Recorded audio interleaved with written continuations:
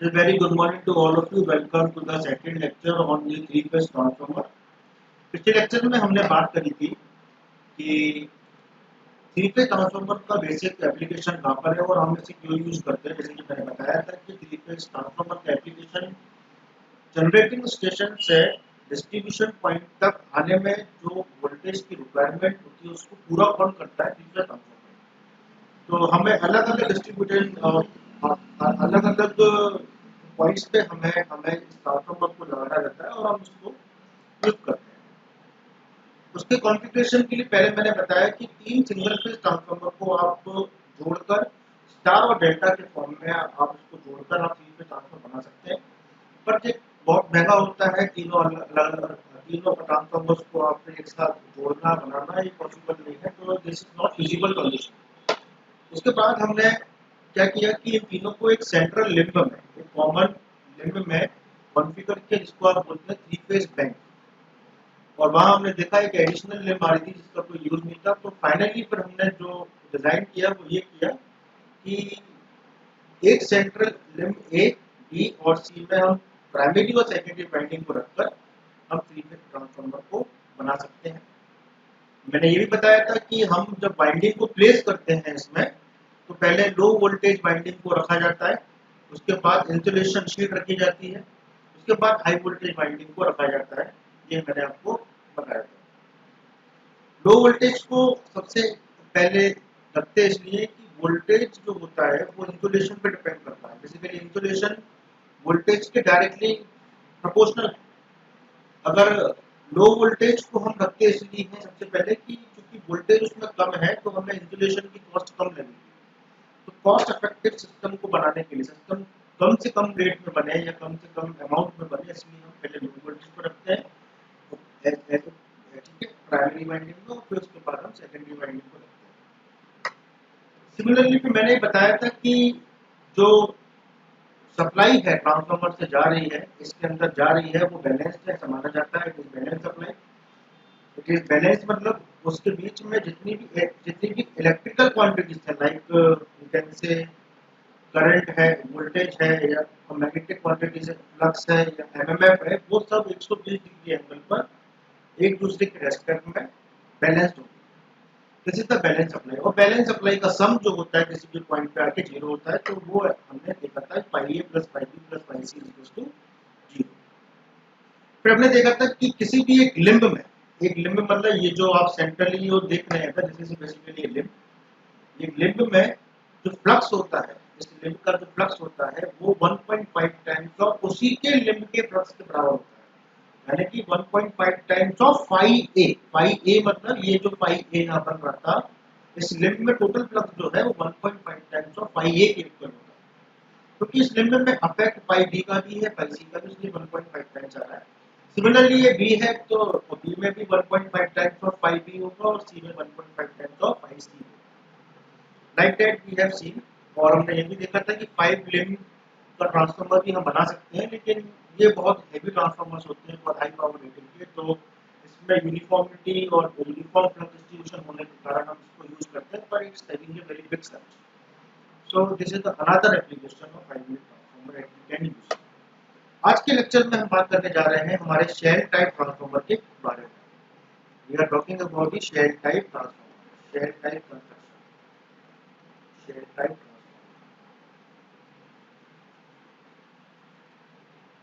Shell type को मैं draw करने की कोशिश करता हूँ आपके सामने कि ये किस तरीके का होना चाहिए, ये कुछ इस तरीके से होता है।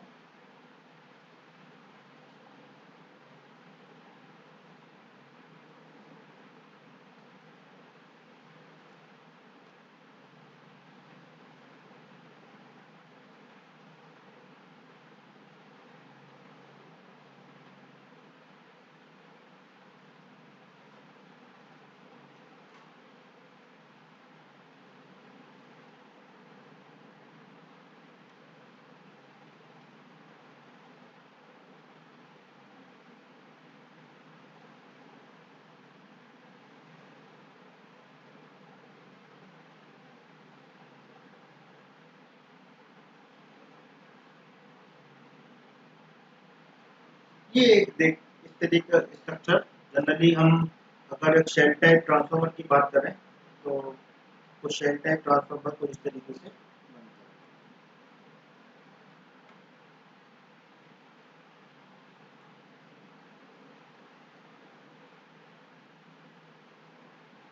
आपको बेसिक में पता ही होगा इस तरीके से हम ट्रांसफार्मर बनता है, जिसमें हम वाइंडिंग को प्लेस करते हैं इधर, प्राइमरी को इस कर दी, उसके बाद हमने इसमें सेकेंडरी वाइंडिंग को इंसुलेशन शीट के बाद हमने इसको प्लेस कर दिया। तो हम यहाँ पर आप देख रहे हैं, इसको अगर बीच में से तोड़ दिया जाए, यहाँ पर मैं यहाँ से अगर बीच में से तोड़ देता हूँ तो 3 सिंगल फेज शेल टाइप को ज्वाइन करते समय आप ज्वाइन करके complete 3 phase shell type transformer बना, यानी कि ये एक सेक्शन ए है, एक सेक्शन बी है, सेक्शन सी है, और ये तीनों अलग अलग सेक्शन करके जोड़ के आप एक 3 फेज शेल टाइप ट्रांसफार्मर बना सकते हैं। तो हम इसमें अगर वाइंडिंग को प्लेस करें, लेट्स सपोज सबसे पहले मैंने इसमें एक फेज रखा इस तरीके से, फिर हमने यहाँ पर बी फेज रखा,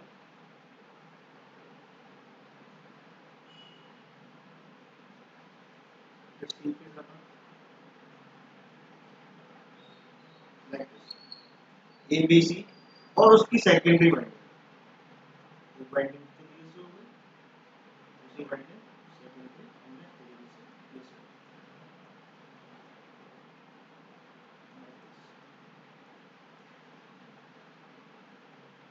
ठीक है, तो इसको आप कैपिटल ए वन और ए टू बोल सकते हैं, और इसको आप ए वन और ए टू स्मॉल बोल सकते हैं। सिमिलरली यहाँ बी वन बी टू और सी वन सी टू आप बोल देंगे। तो मान लीजिए ये ए है, ये आप कह सकते हैं बी है, ये आपका सी है।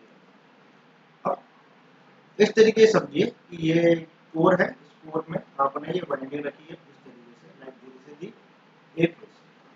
अब करंट चूंकि इस कॉइल में जा रहा है, तो as per Fleming right current rule, जो फ्लक्स है वो इधर जाएगा, है ना, आप लगा लीजिएगा। तो जो ए फेज का फ्लक्स है इधर, यहाँ जो फ्लक्स जा रहा है, इधर एक फ्लक्स जा रहा है, सिमिलरली करंट हमने यहाँ भेजा, इसमें एक फ्लक्स जा रहा है, सिमिलरली करंट हमने यहाँ भेजा, यहाँ एक फ्लक्स जा रहा है। ये प्लस का मैग्नीट्यूड कितना है, इसे बेसिकली पाई है, ये कितना हो जाएगा, ये हो जाएगा पाई बी, ये मैग्नीट्यूड हो जाएगा पाई सी। ये मैग्नीट्यूड 3 पार्ट में डिवाइड हो गया, 2 पार्ट में मिल रहा है इस तरीके से, ये यहाँ से लौट के यहाँ आ गया, सिमिलरली ये यहाँ से यहाँ गया, ये फ्लक्स लौट के इधर आ गया। इस वाले मैग्नीट्यूड को हम नाम दे रहे हैं जैसे बेसिकली पाई ए बाई 2, और यहाँ पर हम इस मैग्नीट्यूड को नाम दे रहे हैं, इसको हम बोल रहे हैं पाई ए बाई 2। सिमिलरली यहाँ पर जो लौट कर आएगा, इधर जो लौट कर आएगा वो क्या हो जाएगा, वो पाई ए बाई 2 है, तो यहाँ से जो लौट के जाएगा वो क्या हो जाएगा, it is pi A by 2। अगर मैं बी फेज की बात करता हूँ आपके सामने, तो बी फेज भी जिस तरीके से ए फेज डिवाइड हुआ है 2 पार्ट में, सेम तरीके से बी फेज भी डिवाइड होगा 2 पार्ट में, तो ये हो जाएगा पाई बी बाई 2, ये भी क्या हो जाएगा नीचे, it is pi B by 2। लौट के आएंगे तो ये पाई बी बाई 2, ये पाई बी बाई 2, और similarly this is pi C by 2, this is pi C by 2, and this is pi C by 2। इस तरीके का कॉम्बिनेशन आपके समक्ष जो है वो, तो pi A by 2 pi A by 2 pi A by 2 ऊपर नीचे में डिवाइड हो गया, similarly pi B by 2 pi B by 2 divide हो गया। तो इस तरीके का जो ट्रांसफार्मर के अंदर फ्लक्स का डिस्ट्रीब्यूशन होता है, तो उसमें कुछ ऑब्जेक्टिव क्वेश्चन आते हैं कि किस लिंब में कितना फ्लक्स है। तो यहाँ पर आप देख रहे हैं, यहाँ पे 3 टाइप के कोर है। इस सेक्शन को, ये जो सेक्शन है ये वाला, इस सेक्शन को जनरली बोलते हैं इनर कोर। क्या बोलते हैं इसको, इनर कोर।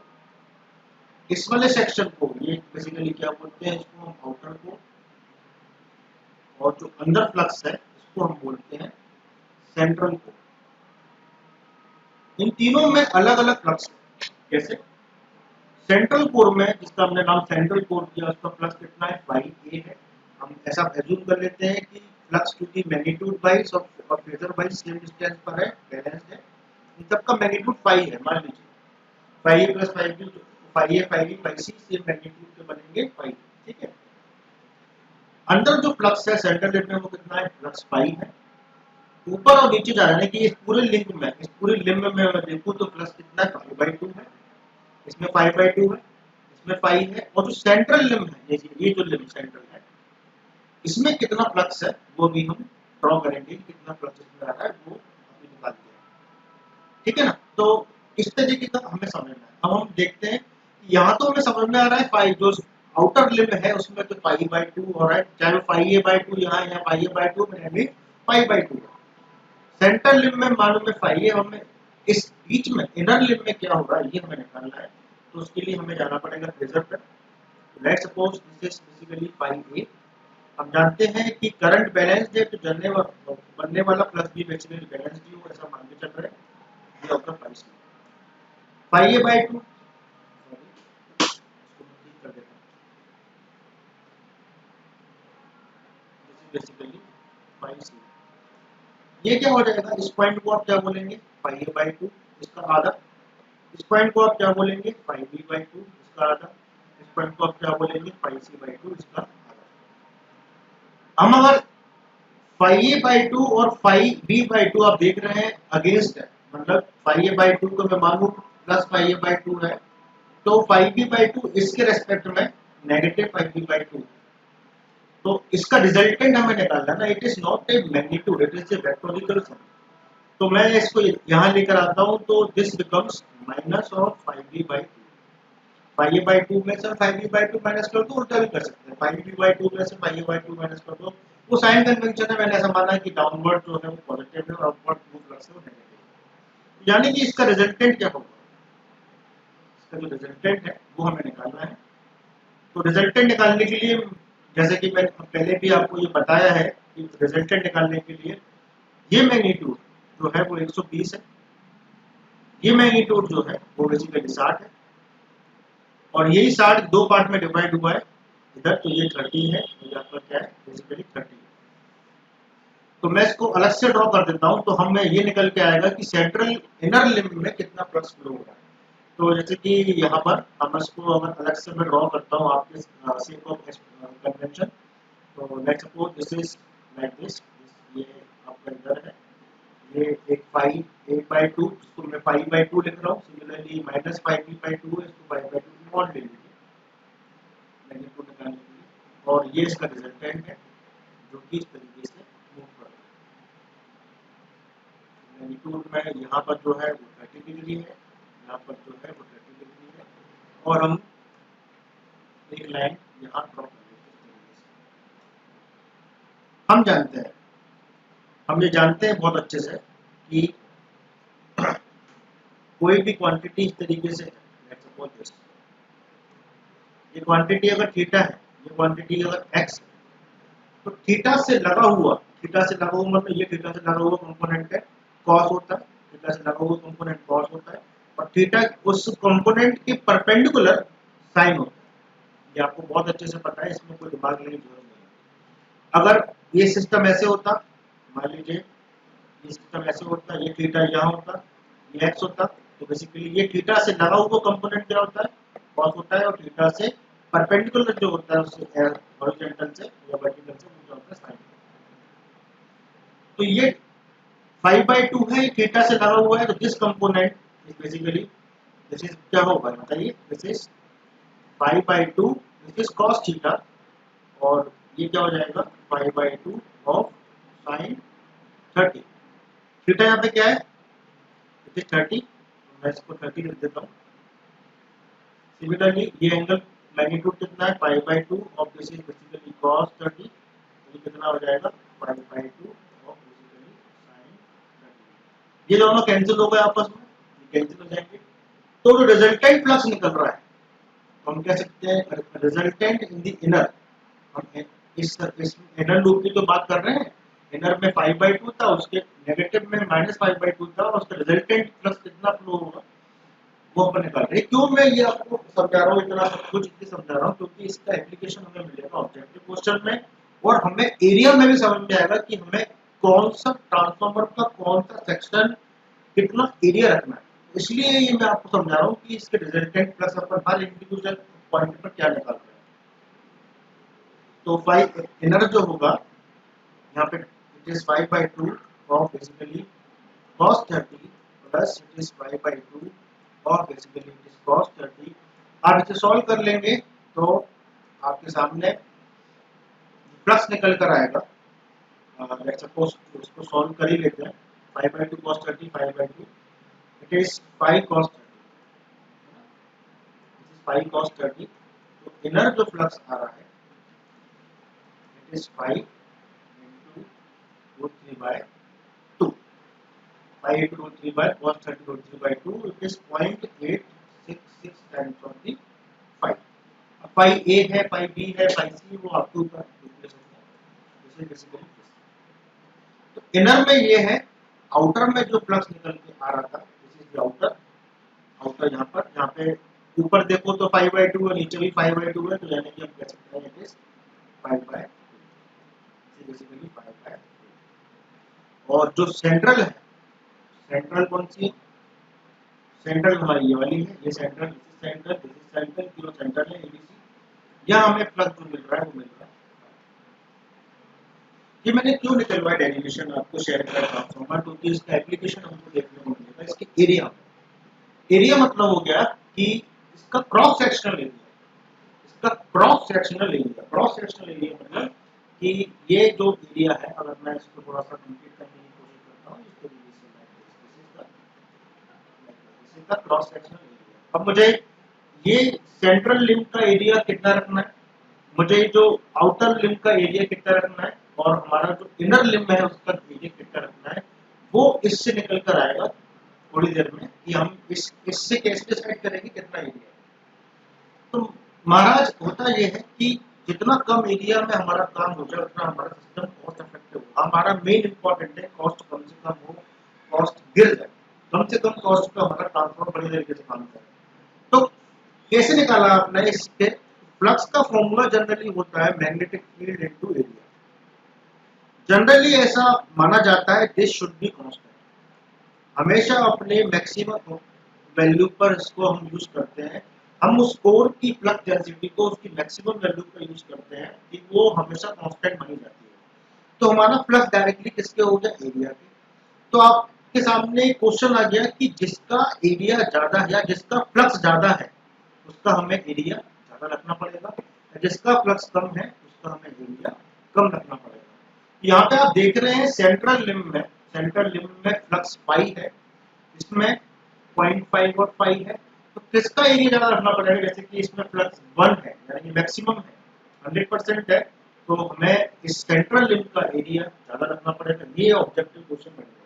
इस टाइप के ऑब्जेक्टिव क्वेश्चन बहुत सारे इंटरव्यू में या सॉरी एग्जामिनेशन में आते हैं। कभी कभी इंटरव्यू, बहुत टफ इंटरव्यू अगर कोई पूछ रहा है तो पूछ सकता है कि आप क्रॉस सेक्शनल एरिया कैसे डिसाइड करोगे किसी ट्रांसफार्मर का?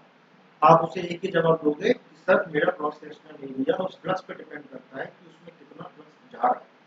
सेंट्रल लिम्ब में फ्लक्स पाई जा रहा था तो क्रॉस सेक्शनल एरिया मैक्सिमम है। आउटर लिम्ब पे कितना जा रहा है? 0.5 यानी कि 50% of total flux, pi A pi B pi C का मैग्नीट्यूड, किसी भी मैग्नीट्यूड का। तो हमारा हाफ जो है ये जो एरिया है सेंट्रल लिम्ब का, जो एरिया है, ये जो लिम्ब है ये छोटी होगी compare to central. Inner limb थोड़ी सी सेंट्रल से ज्यादा होगी पर आउटर से कम होगी, जैसे कि इसमें देख रहे हैं।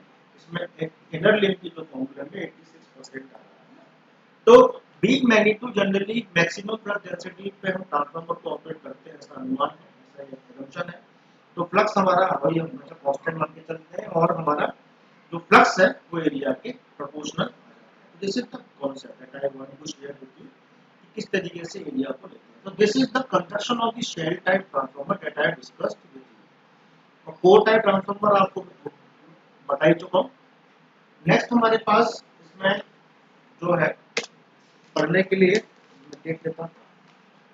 नेक्स्ट यहाँ तक हो गया। तो this is the end of shell and core type transformer. Next अब हम बात करने जा रहे हैं हमारे स्टार और डेल्टा के बारे में, क्योंकि हमें इस पूरे सीजन में, इस पूरी सीरीज में स्टार और डेल्टा का ही यूज करना है। कहाँ और स्टार यूज होता है, कहाँ डेल्टा यूज होता है, स्टार के एडवांटेजेस क्या है, डेल्टा के एडवांटेजेस क्या है, तो उससे रिलेटेड उसके बेसिक्स, स्टार डेल्टा के बेसिक्स हमें पता होना चाहिए, अन्यथा हमें आने वाले समय में समझ में नहीं आएगा। तो स्टार्टिंग की जो 2-3-4 क्लासेस हैं, यानी कि 3 लेक्चर जो है एल 3.1, एल 3.2, एल 3.3 का है, ये बेसिक्स है स्टार डेल्टा के बारे में। इसको आप बहुत बेहतरीन तरीके से समझ लीजिए, अन्यथा आपको आने वाली क्लासेस में थोड़ी बहुत प्रॉब्लम आएगी, और ये बहुत इंटरव्यू बेस्ड चीज है। तो कोर और शेल टाइप के बारे में मैंने आपको समझा दिया। आज मैं आपसे बात करूंगा स्टार और डेल्टा ट्रांसफॉर्मर के बारे में। स्टार स्टार यानी कि इस तरीके का सिग्नल या इस तरीके का सिग्नल आपको स्टार में मिलता है। दो सिग्नल, या तो स्टार ग्राउंड होगा या अनग्राउंड होगा, एंड डेल्टा, डेल्टा का आपको इस तरीके का सिंबल मिलता है। इनके क्या बेसिक्स है, इसमें क्या यूज होता है, क्या हानि होती है, वो हम समझ लेते हैं कि इसमें फेज रिलेशन और लाइन रिलेशन में क्या अंतर होता है। स्टार को जब हम रिप्रेजेंट करते हैं, स्टार को हम रिप्रेजेंट करते हैं 3 वाइंडिंग से। ये 3 वाइंडिंग को इस तरीके से है, जैसे कि मैंने पहले भी आपको बताया है स्टार के बारे में। ये 3 वाइंडिंग होती है इस तरीके से।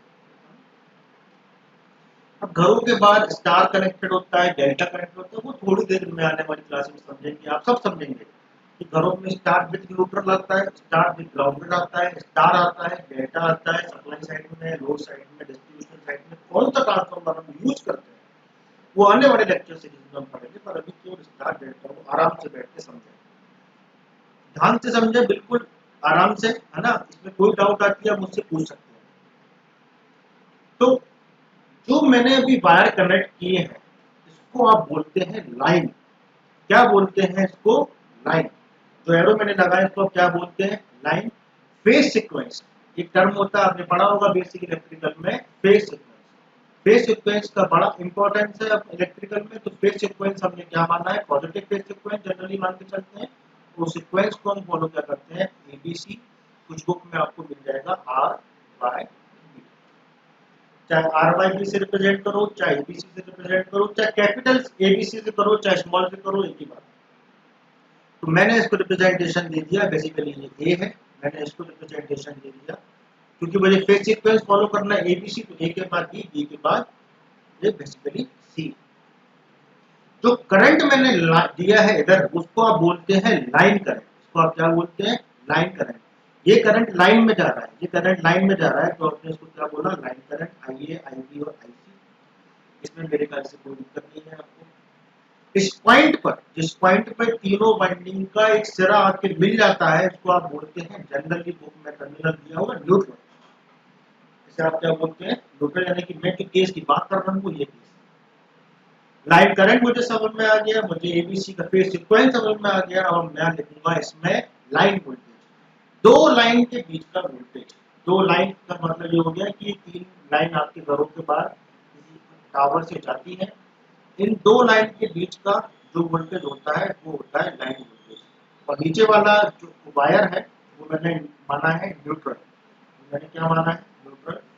तो ऐसा समझ लीजिए कि ये फेज है, ये फेज है, ये फेज है, ये फेज बेसिकली ए है, ये फेज आपका बी है, ये फेज सी है। तो 2 लाइन के बीच का वोल्टेज क्या होता है? Line voltage. और एक लाइन और एक फेज के बीच का जो वोल्टेज होता है उसको आप क्या बोलते हैं? Phase voltage. ये बेसिकली क्या हो जाएगा? Phase voltage. चाहे बी ए एन हो, चाहे बी बी एन हो, चाहे बी सी एन हो, इसको आप क्या बोलते हैं? Line voltage. इसको आप क्या बोलते हैं? Phase voltage. ए और बी के बीच का होगा, बी और सी के होगा, सी और ए के होगा, वहां पे डिपेंड है कौन सा लेना चाह रहे हैं। लेकिन लाइन वोल्टेज 2 लाइन के बीच का होता है। बेसिक्स है, सबको पता है, फिर से क्लियर करने की कोशिश कर रहा हूँ कि आपको आने वाले समय में ट्रांसफॉर्मर समझ में आ जाए। नेक्स्ट हम बात करते हैं लाइन वोल्टेज, जैसे कि मैं ड्रॉ कर रहा था। तो यहाँ पर जो लाइन वोल्टेज होगा ये बेसिकली एसी होगा। इस तरीके से आपने ड्रॉ कर दिया। इसके बीच में ए के बाद बी, तो यहाँ जो लाइन वोल्टेज होगा वो बेसिकली क्या हो जाएगा? बीसी होगा। और ये जो लाइन वोल्टेज होगा वो क्या होगा? B B sorry S B A B. ये जो वोल्टेज है इसको आप नाम दे रहे हैं प्लस माइनस, इसको आप क्या बोलेंगे? This is phase voltage. एक लाइन और एक फेज यानी न्यूट्रल के बीच का जो वोल्टेज होता है वो होता है फेज वोल्टेज। सिमिलरली यहाँ क्या बोलेंगे? This is again A phase voltage. ये इस लाइन और इस न्यूट्रल के बीच का वोल्टेज है। सिमिलरली इसको आप क्या बोलेंगे, एक फेज वोल्टेज। तो हमारे सामने एक कुछ फेज वोल्टेज है, कुछ लाइन वोल्टेज है, कुछ लाइन करंट है। तो वोल्टेज दो तरीके से, एक लाइन वोल्टेज, एक फेज वोल्टेज। लाइन के बीच का वोल्टेज लाइन वोल्टेज, लाइन और न्यूट्रल का वोल्टेज फेज वोल्टेज। ठीक है, तो हम इसको लिख लेते हैं वी ए बी। ठीक है, वी ए बी, इसको आप कह सकते हैं मैग्नीट्यूड बाई सब बराबर है, मैग्नीट्यूड बाई सब का मैग्नीट्यूड सेम है। V A B, V B C, V C A, इसको हम जनरली रिप्रेजेंट करते हैं वी एल, जो कि होता है लाइन वोल्टेज। ठीक है, लाइन वोल्टेज। सिमिलरली हम कह सकते हैं V A N, magnitude by सब बराबर है, वी बी एन। ये मैग्नीट्यूड का बराबर का मतलब है 440 वोल्ट, 440 वोल्ट, 440 वोल्ट। अगर लाइन टू लाइन की बात चल रही है, लाइन टू फेज चल रहा है, यानी कि फेज की बात चल रही है, 240 वोल्ट, 240 वोल्ट, 240 वोल्ट और 120 डिग्री का फेज चल रहा है। V C A, sorry it is V C N, इसको रिप्रेजेंट करते हैं, ये फेज वोल्टेज, ये फेज वोल्टेज से रिप्रेजेंट करते हैं। अब हम बात करते हैं लाइन, ये तो वोल्टेज, बात करते हैं करंट की। तो हमारे पास जो करंट है वो आई ए है, हमारे पास जो करंट है वो आई बी है, हमारे पास जो करंट है वो आई सी है। ये करंट लाइन में है कि फेज में, बताइए। ये करंट लाइन में है, ये लाइन से होते होते होते होते किस में जा रहा है, फेज में जा रहा है। तो यही लाइन करंट है और यही बेसिकली जो आई ए है, जो आई बी है और जो आई सी है, ये ही फेज करंट है। यानी कि हम कह सकते हैं स्टार कनेक्शन के अंदर लाइन करंट जो होता है वो फेज करंट के इक्वल होता है। ये डेरिवेशन, ये कॉन्सेप्ट आपको दिमाग में सेट कर लीजिए। लाइन करंट, जो करंट लाइन से जा रहा है वही करंट फेज में जा रहा है। सोचना ही नहीं है, तो दिमाग लगाना ही नहीं है। अब इसके रिलेशन हमें निकालने को आते हैं, इसका फेजर डायग्राम बनाना पड़ेगा। तो इसके जो रिलेशन हमें निकालने हैं वो वो बेसिकली इस तरीके से है कि हम जब भी इसको ड्रॉ करें, इस सर्किट को ड्रॉ करें, तो हम फेज पकड़ लो। हमें फेजर डायग्राम ड्रॉ करना है, तो फेज आप पकड़ लो। तो पहले मैं फेज ड्रॉ कर देता हूं। मैंने पकड़ा कि ये एक फेज है, इसको आप क्या नाम दे रहे हैं, V A N. V B N कहाँ होगा, सप्लाई बैलेंस्ड है, करंट बैलेंस है, वोल्टेज बैलेंस्ड है, सब कुछ बैलेंस्ड है, सब मान के चल रहे हैं। वी बी एन जो होगा वो क्या होगा, 120 डिग्री बाद ये के शुरू होगा, तो ये क्या हो जाएगा, वी बी एन। और बी सी का हो जाएगा इस तरीके से, बी सी एन। डायग्राम आप कहीं से भी शुरू कर सकते हैं। मैंने ऐसे ड्रॉ किया, आप चाहे तो ड्रॉ ऐसे कर लो। ये बी ए एन है, कुछ बुक में आपको ऐसे मिल जाएगा, ये बी बी एन है। जो स्पेस में है ना, डायग्राम तो स्पेस में कहीं भी ड्रॉ कर सकते हैं। ठीक है ना, तो अभी मैं जरूरत नहीं पड़ रही इसकी, तो इसको हटा देता हूँ, कंफ्यूजन में।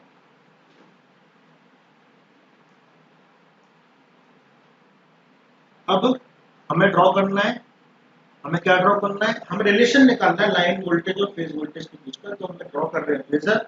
अब फेजर में हमें फेज वोल्टेज तो आ चुके हैं, हमें लाइन वोल्टेज को ड्रॉ करना है। लाइन वोल्टेज को ड्रॉ करने के लिए हमारे पास लाइन वोल्टेज जो होगा वो देखिए इस तरीके से होगा, वी ए बी, जो कि इक्वल होगा वी ए एन के माइनस वी बी एन के। कैसे निकालना, आप इसमें एक केवीएल लगा दीजिएगा इस वाले लूप में। किसी भी लूप में लगा लो, चलो मैं इसी में लगा देता हूँ। ये जो आप देख रहे हैं प्लस माइनस वी ए सी है, यहाँ अगर मैं केवीएल लगाता हूँ तो माइनस वी ए सी, और ये प्लस का क्या आ गया, वी ए एन, और ये माइनस का क्या आ गया, V C N, equal to 0। और वी ए सी अगर मैं निकालता हूँ तो सिंपल सा फॉर्मूला आ रहा है V A N minus V C N. Similarly आप इस लूप में लगा देना, फिर आउटर लूप में लगा देना, तो आप देखेंगे इस तरीके का रिलेशन आ जाता है लाइन वोल्टेज का। तो यानी कि वी बी सी जो होगा वो क्या हो जाएगा, V B N minus V C N, और वी सी ए जो हो जाएगा वो बेसिकली क्या हो जाएगा, V C N minus V C A. तो हमें लाइन वोल्टेज ड्रॉ करने के लिए वी ए एन तो मेरे पास है, लेकिन हमें क्या ड्रॉ करना है, minus V B N. V B N को माइनस कर दो, यहाँ से आपने इसकी वी बी एन को माइनस कर दिया, ये क्या हो जाएगा, minus V B N.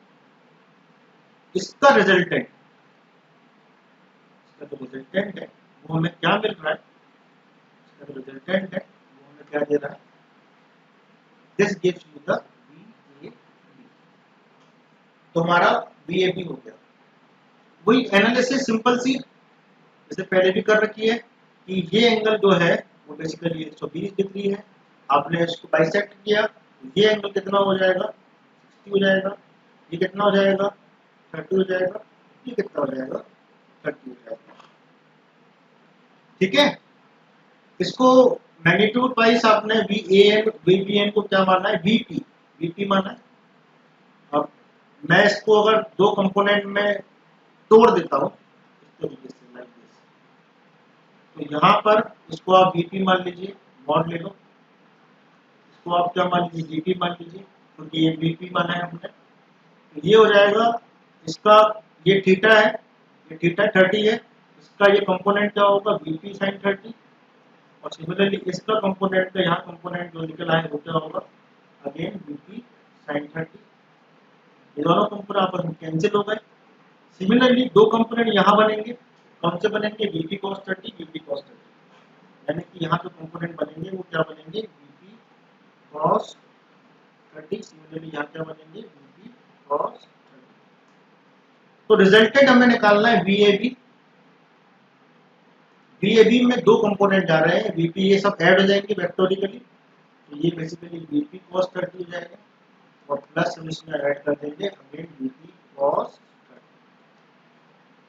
30, VP cos 30 हमने ऐड कर दिया। तो VAB जो निकला हमारा वो 2VP cos क्या निकला, cos 30, 2VP cos 30 निकला। तो VAB हम तो सॉल्व करेंगे, 2VP into cos 30 is basically √3/2, इस 2 से ये 2 कैंसिल, तो हम कह सकते हैं VAB equals to √3VP, VAB equals to √3VP, और हम ये भी कह सकते हैं line voltage is √3 times of the phase voltage, line voltage हमारा √3 टाइम्स ऑफ फेज वोल्टेज। तो ये एक इम्पोर्टेंट रिलेशन आपके सामने आया है।